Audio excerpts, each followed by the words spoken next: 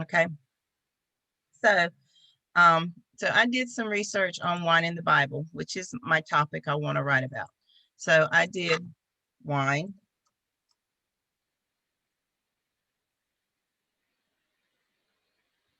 Okay. And there's all these different things. They bring up alcohol. Alcohol is another topic you can use in the Bible. It has 100 Bible verses about drinking wine. So you can pull up, and here's 119 verses about wine. This is ones that I searched. Here's another one. So I just pull up these different ones and I read to see what they have about, the wine in the Bible, what it should say, what it says. Um, and I read it to see if it's along my line of thinking. So I just go through here, and what I do, and you see it has these references. So I write down the references so I can go and pull up my Bible and read it. Okay. And put it in my own terms. I will put the biblical reference that I use, but I go through here and read. And I want to make sure that my article that I'm going to write is a pros and a con. I don't want it to all lean to one direction because then it's going to sound like I'm being very biased. I want to be a very unbiased page. So what I do is I come through here and I do an outline. Those of you that were in composition in high school and you had to write those English papers, that's how I write my pages. I get an idea and then I think about, I research that idea and then I get my topics, what I want to talk about, what I want to bring to the forefront of that topic.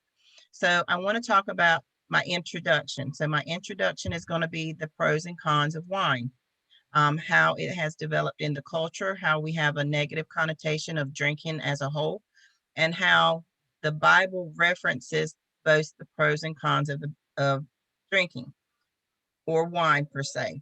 So I'm going to use the word drinking, and then my reference point is going to be wine because the wine culture is starting to grow in the United States again. So I always want to start out with the negative. So abstinence, abstaining from drinking. Who should, according to the Bible, who are the people that should abstain from drinking wine or drinking alcohol or strong drink? So I want to do that. I want to make sure that, hey, here's who should not be drinking according to the Bible. And then I want to give the good, good of wine, how wine helps, what's supposed to be according to the Bible, you know, what's the good advantages of drinking wine. And then there's also a portion in the Bible, and I didn't know this until I did research, where it shows that you honor God in his abundance, and wine is one of the key factors of showing his abundance.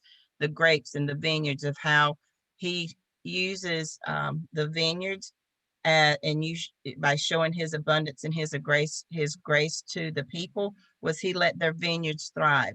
And when their vineyards were thriving, then they usually had the best wines. And their not only did their reputation grow in their community for having the best wines, but then they gave God the grace and God the glory for having that abundance, for having the best vineyards to produce the best wines. And it also helped them financially because then they gained their financial stability from the sale of their wine. So it kind of brings in a lot of aspects to how we market. And then it also talked about, and I'll probably end up putting these two together, but this was just how I was thinking of how wine was used as an offering before we did sacrifices, before God hung on the cross, Jesus hung on the cross and died for our sins, where we didn't have to offer manual sacrifices anymore. Wine was one of the key sacrifices to anybody that had a vineyard. That's what they brought, was their first vat of wine for the sacrifice. So that was one of the things. And then how God, here's another one, when Jesus, for his communion, he used wine to symbolize his body or his blood. And it wasn't a cheap wine. It was one of the best wines that was made during that time. These are some of the things. And there was like, well, why did he use wine instead of water? Some of them are references because wine at the time resembled blood. It was the color of blood. But according to some of my research, it said that he used wine because wine was what people used to live with. You know, it symbolized stability, it symbolized health, it symbolized regrowth, it symbolized nurturing. So wine then was sort of like our water today. So he used wine to symbolize his blood because his blood was going to, you know, heal the lands. It was going to bring the people together. So that was one of the things that I want to bring point. Please mute yourself when you come in if you have background noise. So that's one of the things. And then it also, then I'm going to go into and talk about, you know, how wine. Hello, please mute yourself. We're recording. Oh, hold on. Sorry. That's okay. So, you know, so that's one of the things. So this is how I construct my page. And like I said, the blood of Jesus and communion, I'll probably put the two together, but I like to have a flow of how my thought process is going to go. And just by me talking, I already know that some of these topics are going to be combined. So, but if you have a point of reference, same thing with your daily life using your calendar. If you have a point of reference and have everything mapped out, it just makes it easier for you to follow through and keep, you know, current and keep doing, you know, what you need to do. And then I always have a conclusion or summary, either one, however you want to write it. Some of these I won't use as headlines. Some of them I will. Some of them will get integrated into the actual paragraph. But I will come through and write my information first, and then I'll go back to my references and pull up my biblical references that go along with that. And I will let them know which Bible I'm using because there's several different Bibles out there. I want them to know which Bible I'm using. Excuse me just a minute.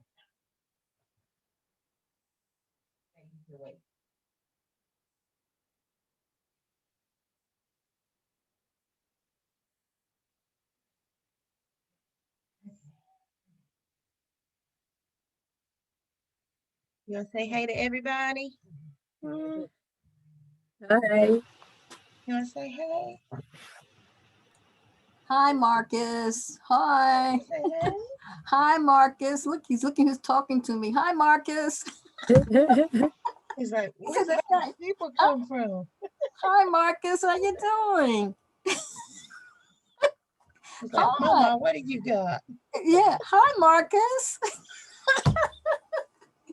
Hey, come Hold listen. on a minute. He's trying to figure out where that's coming from.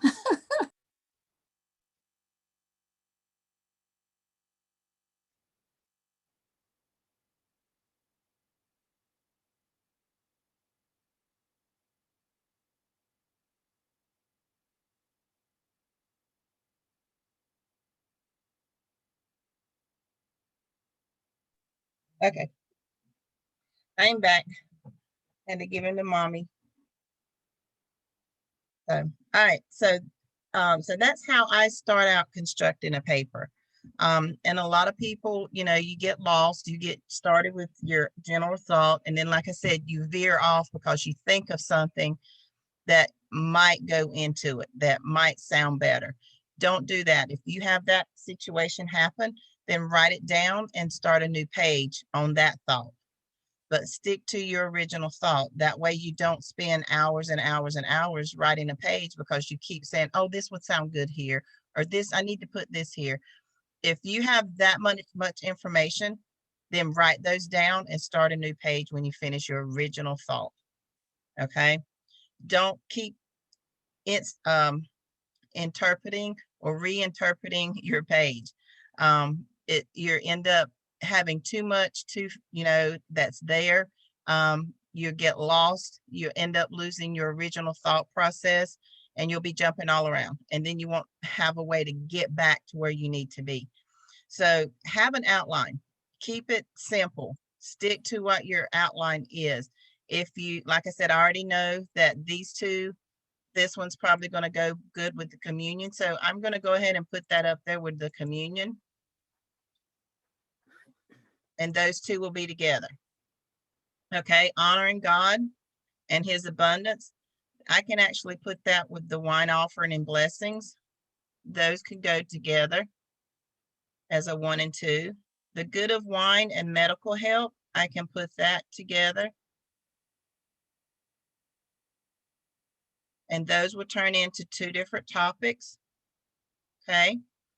And then lighthearted and mood, that's where I'm gonna leave that by itself, because there I can pretty much expand on even biblical verses on how wine, when done properly, and it does say that in the Bible, that it lightens the heart, it encourages good mood, it encourages fellowship, it encourages people to communicate with each other. But it also gives a disclaimer in there to not overindulge. It does it every aspect when it gives the good qualities of what wine does. I've yet to read a verse where it does not give that disclaimer not to overindulge. So even the Bible knows at the time that there are people that do that, but it also says that there are good qualities in wine. It also says in several of the verses, good wine. It doesn't just say wine. It says good wine. So again, based on how Rory portrays Napa Valley wines as being wines made the correct way and not mass marketed, then we have good wines. So that's a good selling point on getting people to purchase good wines, not mass produced wines. Is the Bible does say good wines is what causes these things, not mass produced or punch wines or juice wines. And it does say not strong drink. That's the other thing, strong drink. Strong drink, according to the Bible, is what they call fermented wines. And fermented wines are what we consider liquors. Okay, in our times, it's the liquors. Fermented wine back then in Jesus' time was wine. They didn't let it sit and age like we do with liquor. So, but they did have it. And that's the one he says people should abstain from, strong wines, okay, or strong drink, which is the liquors. Just according to my research. And again, this is my interpretation from my research, and that's what I'm going to put on my page. This is all my interpretation from my research. And you should not, unless you are an authority, on this subject, always make sure that you're letting people know this is your opinion based on your research, and then your page is explaining your research in your but you have the backup to go with it. So I will be putting the verses in here. I will be putting, paraphrasing my verses. Somebody else asked me when we were in Florida, they were looking at my site and they noticed I don't use a lot of references. I don't quote people and then put a reference at the bottom. And there's a reason for that. I want this page to be mine. Okay. If they want to research who said it, I will put in there so-and-so said, and I will paraphrase, or I will say based on the research by this person or looking at the research by this facility, and I will paraphrase what was there, and then they can go and research that facility. I'm not going to put references in there. Number one, even though you have it quoted and documented properly, when you are applying for Google AdSense, that is considered scraped content because it's a direct quote from somebody else on their website. And if you just copied and pasted it, even though you referenced it, it's still a direct quote. It's still exact content from another site. So that's why one of the reasons I don't, and you won't find it. There's very few places that I have reference points on my pages. Everything has been modified and reworded to put into my terms or terminology.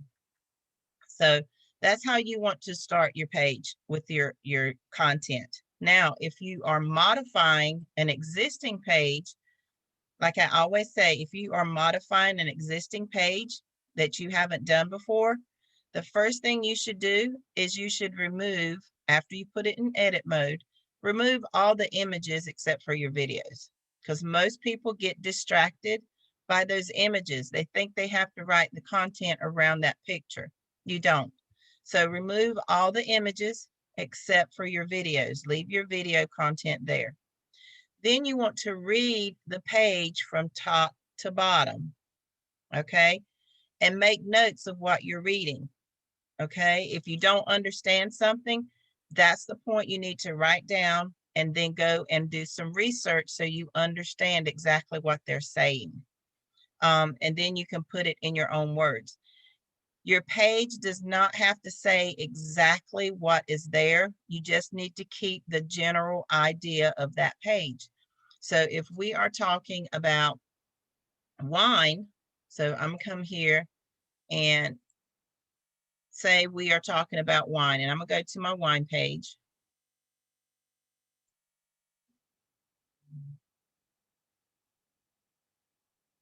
Oh, where's that? So fine wines delivered to your door. All right, so here's my wine page. There's a few things in here that are the same. There's a few things that are different, but I revamped my page. So you want to be able to do that. You want to go in, and I took all the pictures out. You want to take all the images out that's originally there. Just remove them, okay? And then read the information that you have on the page, and then you can see, well, hey, I want this part to be up here. I want to talk about this down here, and put it in your own words. The whole idea of the fine wines delivered to your door is to let them know that we have a wine company that is in Napa and Sonoma Valleys, one of the top rated wine producing centers of the world. And we have a membership and a club that you have access to, okay? That's the general idea of this page, is to let them know that that's what you have to offer.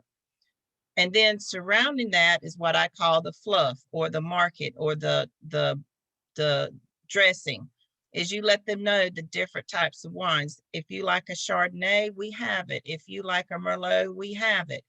If you need to discover what wines pair well with your meals, we have that too. So you give them the idea of what you have, and then you expand on it. You give them the dressing, you give them the picture window so that they can come in and see, hey, yeah, we got a wine in a month club. We got a wine and dine show that shows you how to pair it. You know, we got some Rickard Merlots. We even give you some ideas on how you can introduce wine into your culture. You know, go on vacations, go and have a night out, you know, be romantic, rediscover who you are. Rediscover who you are as a couple, celebrate your good times, you know, get over those bad times. Go have some fun with your wife, your family. You know, find your romantic side. Be spontaneous. Wine's the key to everything. So that's one of the things I did, and it is a pretty lengthy one. You don't have to make it lengthy. You know, I had one of my students like, man, this was a long one. It took me forever to do. And I said, well, did you want it to be that long? Did you have that much to say? And she kept saying, well, they're repeating the same thing over. Well, okay, if you don't want to do that, you don't have to. If you are not that knowledgeable in wine yet, or that comfortable writing, then you don't have to make it as long as the original page is. You can shorten it up. One of the things I incorporated in mine was cigars. I have a cigar company. Every time I thought of wine, I think of a gentleman's club where they're sitting around with their wine or their whiskey sour or whatever, and they have their cigar there. They have their feet kicked up across in their suits, and they're talking business or stock market or the races or whatever. That's what I thought about, and I still incorporate it, and just give them a different aspect. Hey, if you enjoy wine, why not enjoy a great cigar with it? And just let them know that it's there. That's one of the aspects for them. So you notice I took some of the stuff out about the memes, about the different things like that is there, but I don't really highlight it. Some people, I have them take it completely out of this situation. So again, you want to read it, see what pertains to you, see what you can use. I have one student that literally writes everything down on a notepad and transfers it over after he reads it. he rewrites it on a notepad so it doesn't get in his way. So these words don't get in his way. Please mute yourself when you come in. Thank you. Um, so, and it's easier for him that way. If that's your distraction is because you see other words and it distracts you, then maybe you need to find an alternative. If you do like we trained, go paragraph by paragraph, and that's easy for you, then continue to do that. I always say though, before you do paragraph to paragraph, at least know what your article says, because you might be able to move some paragraphs around. You might be able to incorporate different paragraphs, but you still want to get that page 100% modified your way. If there's a section that you really like and you're like, man, I don't want to change that, unfortunately, you still need to change it. Put it in your words, because Google doesn't like repetitive content.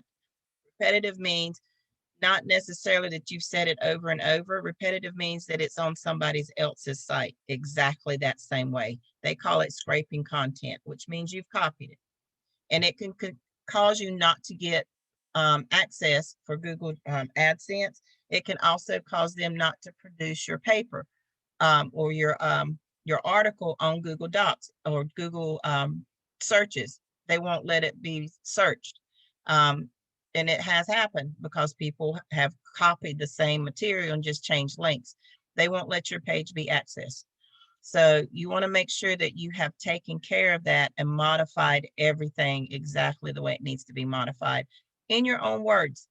When I first started, I pulled up a Thesaurus, and you can get that right here on Google.